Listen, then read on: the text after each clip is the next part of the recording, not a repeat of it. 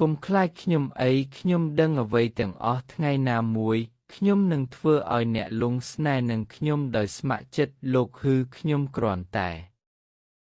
អ្នកត្រូវតែរក្សាពាក្យសម្ដីរបស់អ្នកខ្ញុំហ៊ឺជៀនសិនមិនដែលស្គាល់ពាក្យសម្ដីទេអូយវាពិតជាឈឺចាប់ណាស់ដូចដែលរំពឹងទុកការផឹកស្រាគឺល្អអូយ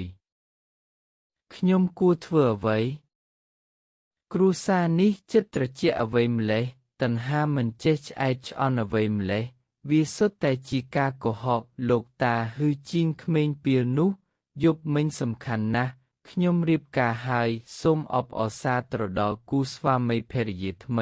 តើអ្នកហ៊ាននិយាយបែបសំខាន់មកទេហើយខ្ញុំរៀបការហើយយ៉ាងធានាយ៉ាងច្បាស់នៅសិទ្ធិទាំងអស់របស់ខ្ញុំបន្ទាប់ពីរៀបការខ្ញុំពេញចិត្តខ្លាំងណាស់ហើយមិនមានការត្អូញត្អែរទេមិនអីទេអ្នកតែងតែមានការសម្រេចចិត្តខ្ញុំជឿអ្នកហេជីនសិនស្មុគស្មាញពេកអ្នកខាងក្រៅនិយាយថាគាត់មានល្បិចកលនិងចេះរៀបចំអ្នកត្រូវតែប្រយ័ត្នខ្ញុំដឹងប៉ុន្តែរហូតមកដល់ពេលនេះគាត់ល្អចំពោះខ្ញុំណាស់បុរសម្នាក់នេះតើខ្ញុំគួរធ្វើអ្វីតើចៅហ្វាយនៅណាចៅហ្វាយបាននិយាយថាមានកិច្ចប្រជុំសំខាន់មួយនៅព្រឹកនេះបុរសម្នាក់នេះលោកស្រីក្រុមហ៊ុននឹងនាំអ្នកទៅក្រុមហ៊ុននៅពេលក្រោយយល់ព្រមអរគុណអរុនសុស្ដីតើអ្នកបានឬទេមិត្តរួមការងារថ្មីទើបតែមកដល់ថ្ងៃនេះតើគាត់ជានរណាស៊ូខេឡុនដែលជាគូដណ្ដឹងដែលទើបប្រកាសថ្មីរបស់សម្រាប់ក្រុមហ៊ុនរបស់យើងតតែសោះប្រសិនបើមិនមែនដោយសារទំនាក់ទំនងរបស់គាត់ជាមួយគ្រួសារហ៊ីទេគាត់នឹងមិនចូលតតែសោះសូមឲ្យខ្ញុំណែនាំមិត្តរួមការងារថ្មីដល់អ្នករាល់គ្នានេះគឺជាស៊ូខេឡុនដែលបានចូលបម្រើការងារជាផ្លូវការនៅក្នុងនាយកដ្ឋានរចនានៅថ្ងៃនេះសួស្ដីអ្នកទាំងអស់គ្នាខ្ញុំស៊ូខេឡុននៅទីនេះដើម្បីបង្កបញ្ហាប្រសិនបើមានអ្វីដែលខ្ញុំមិនយល់សូមផ្ដល់ការណែនាំរបស់អ្នកមកខ្ញុំជាពិសេសឈីវយ៉ែនជីខ្ញុំបានឮច្រើនអំពីឈីវយ៉ែនជីជំនាញវិជ្ជាជីវៈរបស់នាងគឺល្អឥតខ្ចោះខ្ញុំពិតជានឹងរៀនបន្ថែមពីអ្នកនាពេលអនាគតមតិយោបល់មិនពាក់ព័ន្ធគឺអ្នកធ្លុកអ្នកគ្រាន់តែធ្វើពុតជាឆ្កែប៉ុណ្ណោះគឺឈីលុនសូមអង្គុយនៅទីនេ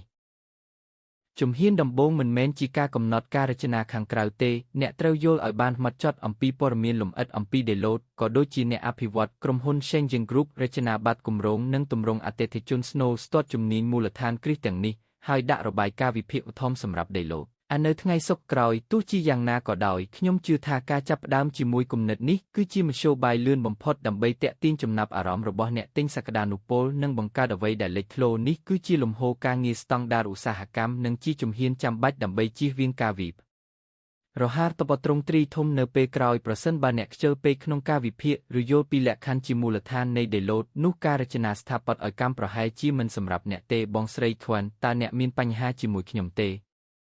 តើវាដោយសារតែខ្ញុំនិងអាវ៉ានៅជិតគ្នាទេឥឡូវនេះជាម៉ោងធ្វើការហើយកុំនិយាយអំពីអារម្មណ៍ផ្ទាល់ខ្លួនឬបញ្ហាឯកជនបងស្រីឈ្វាន់ខ្ញុំនិងអាវ៉ាបានភ្ជាប់ពាក្យហើយសូមឲ្យរឿងកន្លងផុតទៅជារឿងកន្លងផុតទៅជាដំបូងខ្ញុំនិងហ៊ីយើងបានបែកគ្នាទាំងស្រុងអ្វីទាំងអស់អំពីគាត់មិនមែនជារឿងរបស់យើងទេហើយចិញ្ចៀននេះនៅលើដៃរបស់អ្នកទំហំប្រហែលជាមិនត្រឹមត្រូវទេយ៉ាងណាមិញខ្ញុំផ្ទាល់បានជ្រើសរើសចិញ្ចៀនពេជ្រនេះហើយបានធ្វើវាតាមទំហំរបស់ខ្ញុំមានរឿងផ្សេងទៀតដែលត្រូវធ្វើចុះបើចិញ្ចៀននោះមិនសមវិញ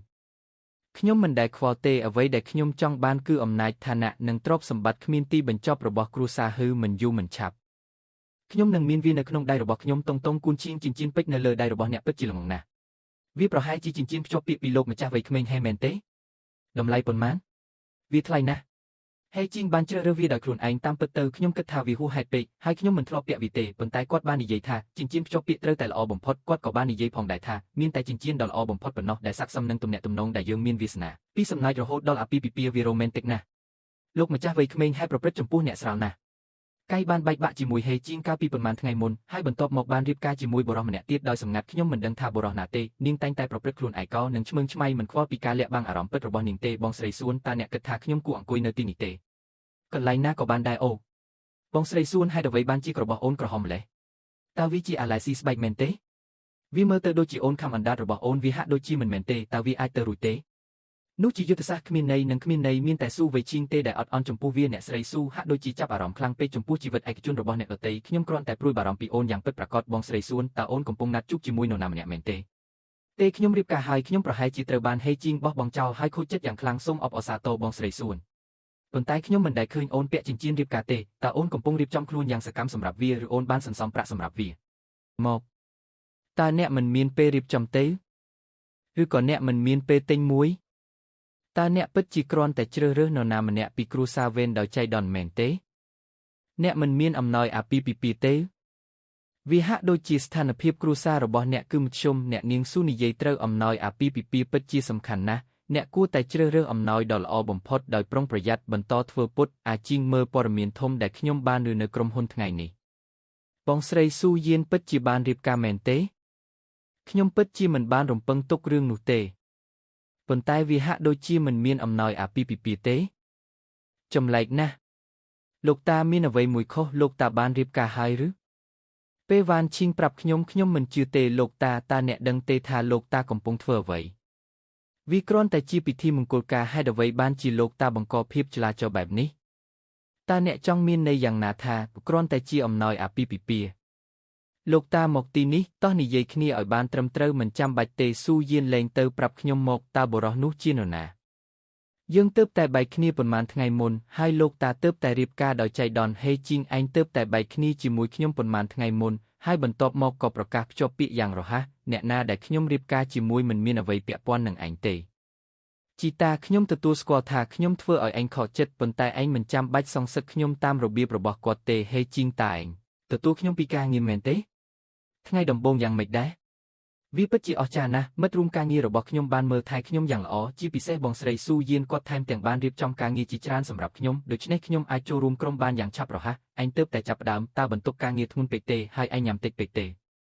ខ្ញុំអាចគ្រប់គ្រងបានអាជីងកុំបារម្ភពីបងស្រីស៊ូយៀនយល់ព្រមខ្ញុំនឹងស្ដាប់ឯងតោះទៅយប់នេះឯងចង់ញ៉ាំអ្វីប៉ាមើលនេះមិនមែនជាចៅហ្វាយនីវ័យក្មេងនៃគ្រួសារហេទេ